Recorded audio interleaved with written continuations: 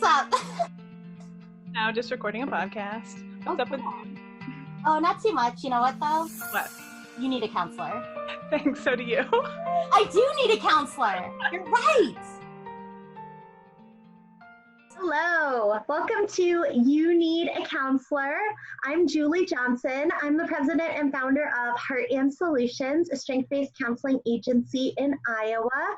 And I am here with Krista Brown. We are here to tell you on this episode 100 reasons why your kid needs a counselor. So 2 weeks ago, we told you 100 reasons why you need a counselor. This week, we are here to tell you 100 reasons why your kid needs a counselor. You probably already know most of them, but we're here to tell you another 100 reasons.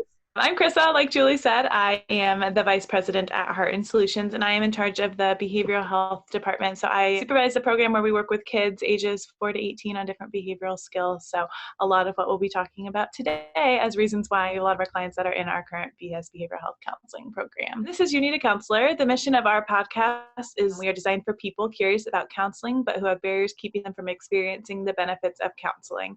Our mission is to share stories about counseling, good, bad, indifferent, and spread the message that everyone can benefit from mental health and behavioral health counseling services. Including your kid.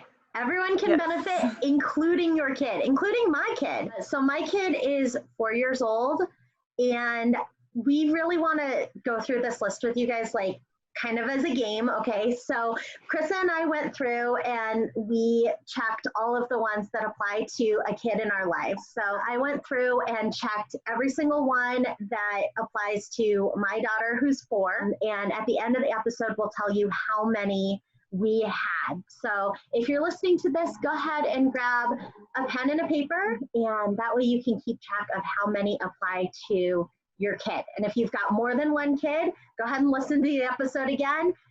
Keep track for each of your kids, okay? Because these are things that we might not always think about. Like, we don't always think about kids as needing help. Like, when kids are doing these behaviors that are troublesome to us as parents, we don't always think about the fact that our kids are having a hard time, that our kids are struggling with things and they need help work through those things.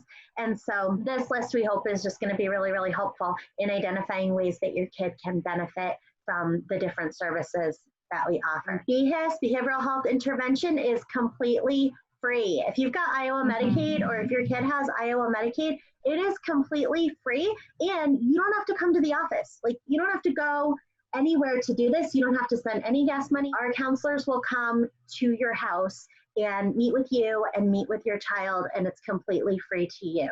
So we really, really want to be spreading the message about BHIS because a lot of people don't know about it. Not everybody knows that that's even available to them. So we want to make sure that every mom, every dad, every caregiver who has kids living in their house knows that this is an available service. Krista is completely in charge of this department. She runs this department throughout the state. And so this list is really her area of expertise, because this program, this BHIS program, is just so beneficial for these behaviors that we see in kids.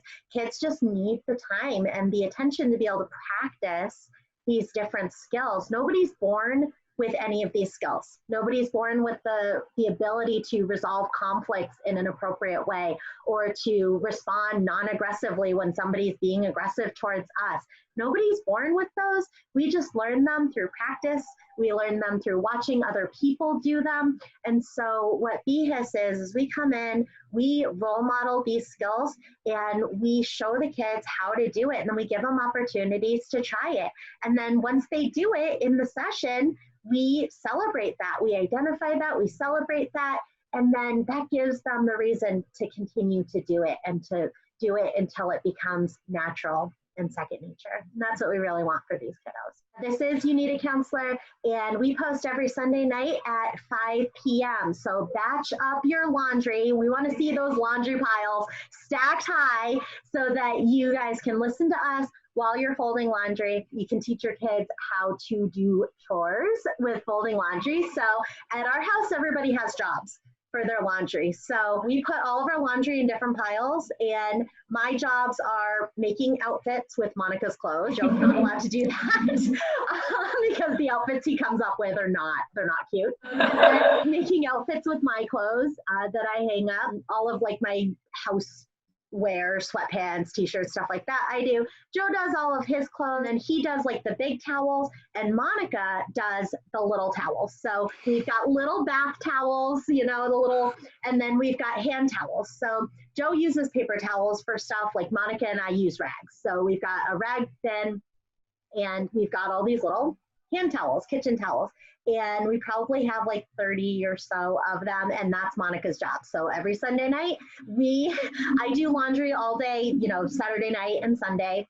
And then on Sunday night, we all get together in the bedroom, we put on music or we put on a podcast, and we sort out all of the clothes, and then everybody has their job. And it's a race to see who gets to the end of their job. And so That's sometimes fun. you look over and Monica's like, woo! Monica's gonna lose. She's like doing front flips and back flips on the floor, I'm like, are you focusing on your job though? Because I'm gonna finish folding these pants. I'm gonna beat you. Exactly. And then she's like, no, I'm gonna win. And then she starts folding really fast, Yeah, so start a new tradition in your house. If you are a mom or a dad and you feel like you're always doing laundry by yourself and you have to do laundry for all the people in your house, put on this podcast and on Sunday nights and start a new tradition where you can give everybody a job, and let's see who finishes it first. And then usually we'll try to do something fun afterwards, like have a popsicle, sit outside and have a popsicle or something. And so that way I can say to Monica, like, I'm going to get my popsicle before you get your popsicle. And that is major motivation when you're 4. So yeah, listen to us on Sunday nights while you're doing your laundry, or make us part of your Monday morning routine. So on your way to work or when you're getting ready in the morning on Monday mornings, go ahead and put us on. We hope that we will be with you by your side while you call a counselor and make a new appointment, or while you call and schedule to meet with your current counselor. We have put together a list of 100 reasons why your kid needs a counselor. And when we're talking about your kid, we mean a kid who's like living in your house, okay? We don't mean your 35-year-old son, okay? Even if he is living in your house, we don't mean that. We mean kids like ages 4 to 18, okay? Maybe 19 or so, okay? Living in your house, school-aged kids. If they're over 18, sorry, moms and dads, but they're their own person. They are an adult. They get to make the decision whether counseling is right for them or not. But if you've got a grown-up child who you think could benefit from counseling, share that link with them. Send them that link over text message for this podcast, or send them a link over Facebook Messenger or on Instagram, so that they have the link to this podcast and they can listen to it every week. And also send them the link to that 100 reasons why you need a counselor, because then they can make their own decision. Okay. All right, so let's get right into it. 100 reasons why your kid needs a counselor. So if your kid throws things at you, if your kid intentionally breaks things, your kid doesn't want to leave your side, your kid has trouble making friends, your kid has trouble reading social cues. Your kid is anxious about talking to new people, your kid worries every day, your kid has nightmares, your kid is easily startled, your kid sometimes zones out and doesn't notice what's happening around them. Your kid gets into fights at school, your kid gets in trouble at school for talking in class. That's my kid right there. She loves talking. Your kid gets in trouble at school for refusing to do work. Your kid struggles with grades due to not paying attention in class, and your kid refuses to sleep. Also my kid. Or your kid refuses to wake up. Your kid isolates themselves in their room. Your kid says that no one loves them. Your kid says that everyone hates them. Your kid expresses feelings of worthlessness. Your kid shuts down and refuses to speak to other people. Your kid yells at you. Your kid avoids school. Your kid refuses to go to school. Or your kid skips school even when you bring them to school. Your kid intentionally annoys others. Your kid refuses to take a bath or practice hygiene. Your kid has age-inappropriate toilet accidents. Your kid steals food, or your kid hides food. Your kid is overly concerned about their weight or appearance. Your kid restricts their food. Your kid worries that they don't exercise as much as they feel they need to.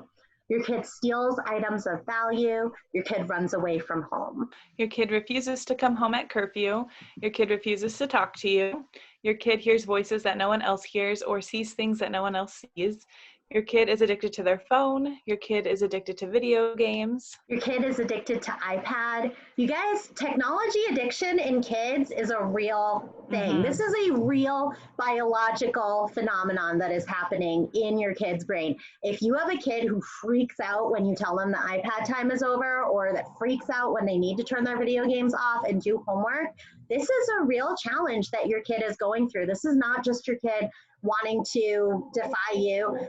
Your kid's brain chemistry is being impacted by these things, and they need help coping with that and managing that. iPad addiction, video game addiction, phone addiction, these are real challenges that kids are going through all the time. And kids are even more susceptible than we are. And like, we're challenged by it as adults, you know?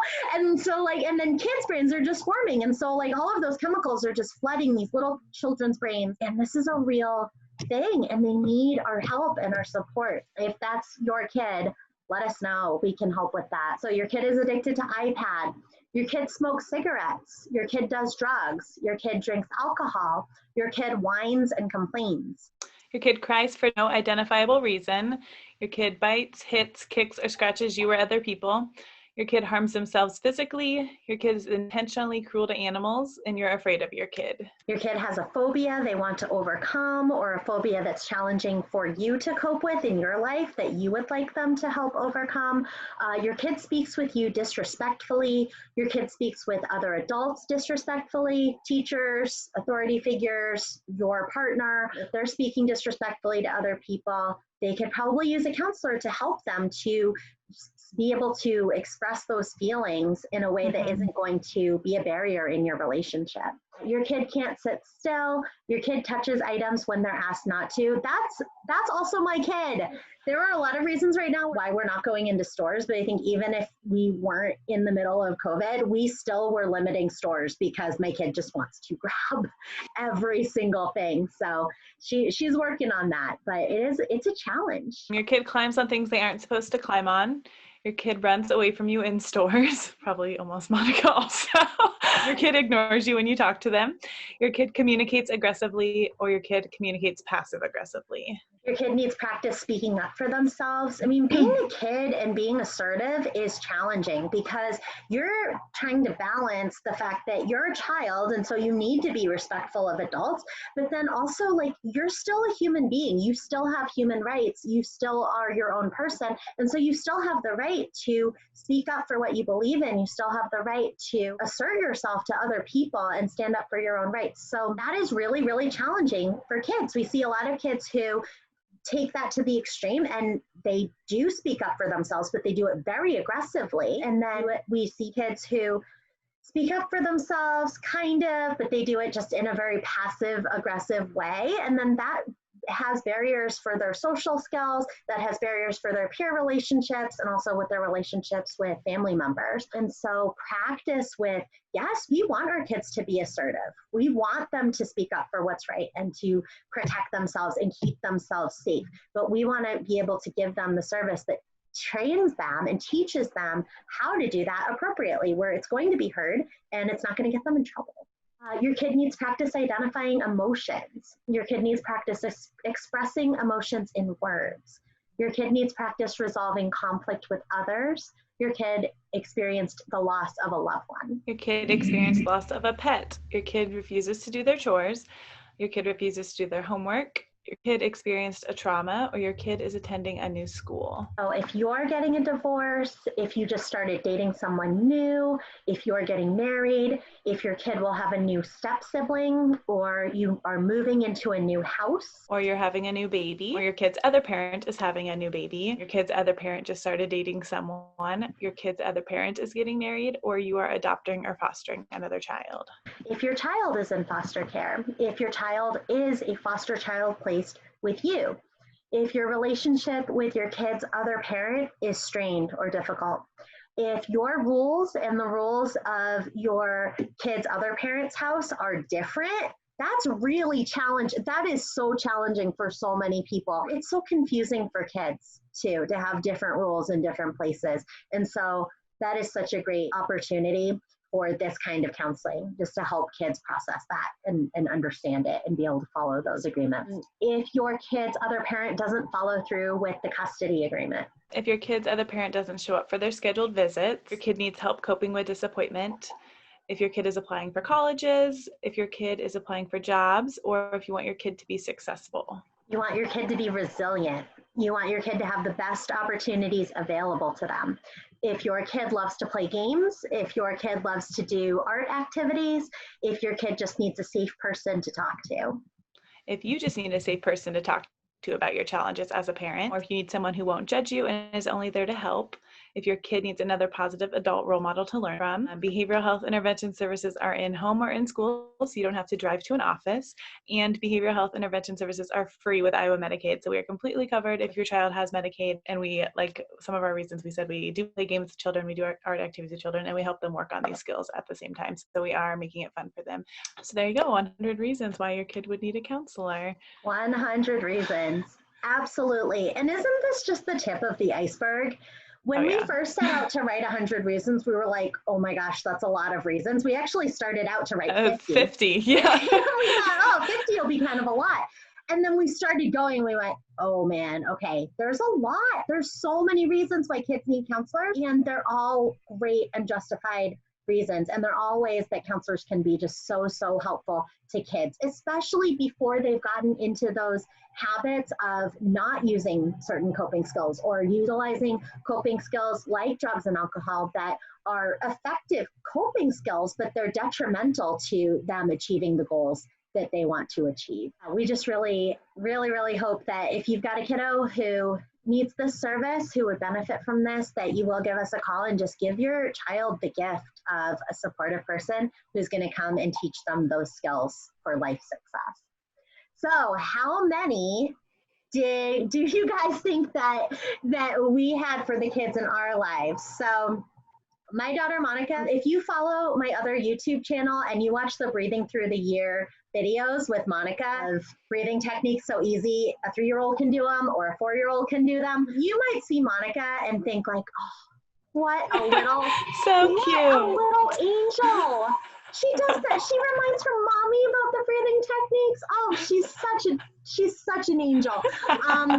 Yeah, she is, but she's a child, right? Like, she's wonderful, and I adore her. And in my eyes, she's perfect, but she's a child, and she needs these skills to be successful in life. And I can only teach her to the point that I'm practiced with those skills, right? And it's a continuum for skills. So every child and every adult falls somewhere in the continuum of different skills. So, for anger management skills, I might be at like an 8.5. Okay. I might be like really good at anger management, right? Like sometimes I get kind of mad, but like, okay, I'm doing pretty good. I've got my coping techniques, right?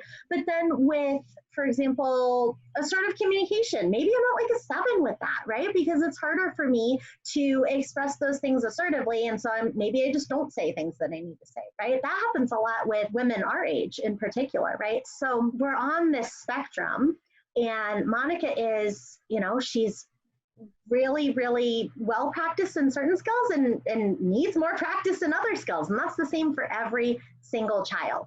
So where did you guys rate? Where did your kids fall on this line of how many reasons they need? For Monica, it was 24. 24 reasons out of 100 reasons that my daughter needs a counselor. And that I can say that. There's no shame in that. I'm not embarrassed about that. Like, I need a counselor. And so like it stands to reason my daughter would need a counselor. I want her to have every opportunity I can possibly provide to her in this life for her success.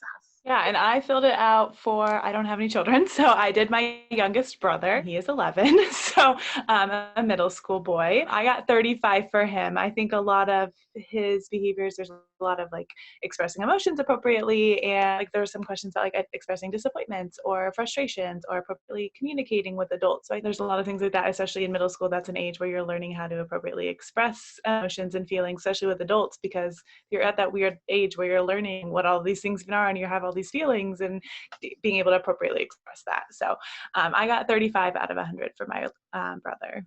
11 is such a hard age. I mean, you gotta remember 11. You're like not a kid, but you are, and you like feel like you're a teenager already. Like when I was 11, I thought I was 18. You know? Yeah. Like, but then people don't treat you like you are, and it makes no sense. Right? Yeah, agreed. Yeah, 11 is hard. Middle school is so hard on kids. I remember middle school. Middle school is hard all the way around. So definitely 35 makes sense for an 11-year-old boy for sure, right? And again, like it's not that there's anything wrong with either of these kids. It's just that they're kids, and being a kid is hard. It is hard being a kid. Like we don't always think about it because we're adults, and it's hard being an adult also. And so we think about that a lot, how it's hard being an adult. But being a kid is also really hard, and these kids need our support. So I'm just really, really grateful that we've got a service like this in Iowa that is free for people and that, you know, it's accessible. Like it's right in your house. Okay, so if you are in Iowa and you are interested in doing behavioral health intervention services in-home for free with Iowa Medicaid, give us a call. Visit our website at www.heartandsolutions.net, or you can give us a call on the phone at our 800 number, and that is answered from 8 o'clock to 4:30, Monday through Friday. You can also visit our Facebook page at www.facebook.com/Heart and Solutions. And we post a lot of like inspirational type quotes or just like thought-provoking type posts there, as well as like advocacy posts as well. So follow us there. And that way you always know, you know, that if you have a family member that needs a counselor, or if you're talking to your niece or your nephew and they disclose to you that they're having a hard time at school, or that they're having a hard time with a change that's being made in their lives, that you know exactly where to find us and you know exactly how to get them set up with the help and support that they need. You can also, we are doing BHIS over telehealth. So exactly the way that Krista and I are talking right now, and some examples of, you might be like, how can you play games and do arts and crafts over telehealth? Actually very creative. Very creative. Yeah, we've been using like Google Draw to be able to do different games on there, tic-tac-toe and Pictionary games, and we'll do Pictionary for coping skills. We'll do Pictionary for different emotional identification. We will do scavenger hunts around the house, you know, find me 3 things that remind me of your mom, find me 3 things that remind me of your dad, you know, show me 1 thing that gives you a happy memory, right? So there are all kinds of different things we do with younger kiddos who have a hard time sitting still. We do kinetic activities. So we'll say, okay, jumping jack contest, right? How many can we do? Because we want to practice the skill of getting that energy out that kids are going to naturally have. It's an asset that they have that natural energy. Let's get it out in a productive way. And doing jumping jacks is way better than playing baseball in the house or running around the house and knocking things over. Also, if you follow our Heart and Solution YouTube channel, you will find videos from our BHIS counselors that, one, tell you a little bit about our BHIS counselors. So if you are assigned a counselor, you can go in there, watch their video, kind of get a sense of who they are, but then also different techniques that they use that actually have instructions where you can do those at home with your kids as well. So check us out there on YouTube. Just search for Heart and Solutions. You'll find our YouTube channel there also. Also, this is my book, Breathing Through the Year, A Child's Guide to Holiday-Themed Breathing Techniques. This was written by myself and illustrated by Hannah Lentfer. And this is an illustrated guide to different holiday-themed breathing techniques. So if you click on my other YouTube channel, you'll see videos of Monica and I demonstrating the techniques. She's been doing these techniques since she was 2. She's 4 now, and she knows them like the back of her hand. She does them all the time. And so sometimes she and I will get in a little tiff. And then I'll hear her doing the ho, ho, ho in her room. And I'll hear her doing like gobble, gobble, gobble, gobble, but it's like an angry gobble. She's mad at me. And I love that because I know that she's got the tools that she needs to be able to self-regulate herself and calm down, and then come out, and then she'll say, Mommy, we need to talk about what happened. And I'll say, yeah, we do. A little counselor. Yeah, she is. She is. You know her name means wise counselor. Oh, I did not know that. I just knew it was from Friends. Well, I mean that too, of course. I just happened to work out that way. But yeah, so Breathing Through the Year can be found at www.storiesfromtheheart.shop. And it's just a really nice resource for kids, primarily like preschool age, who just need help with calming down in certain situations. And like Julie mentioned at the beginning, we post our new podcast every Sunday at 5 p.m. So again, stack up your laundry, do a competition like Julie and her family do, reward yourself with popsicles, or listen to us Monday on your way to work, or at home Monday while you're getting ready for the week, to prepare yourself to call a counselor for yourself as well. Also, we want to hear from you guys. So far, this is our 5th episode number 5. Woo! So we want to be a little more interactive too. So send us your questions. Send us any questions that you have about counseling, about us, about our experiences, anything like that. Just send us those questions, or if you have comments, send them to us at our Facebook page or on Instagram, and we'll link those in the description as well. But send us those because we'll read them on the show and we'll answer any questions that you have. All right, I'm Carissa Brown. And I'm Julie Johnson, and we need a counselor. And so do you.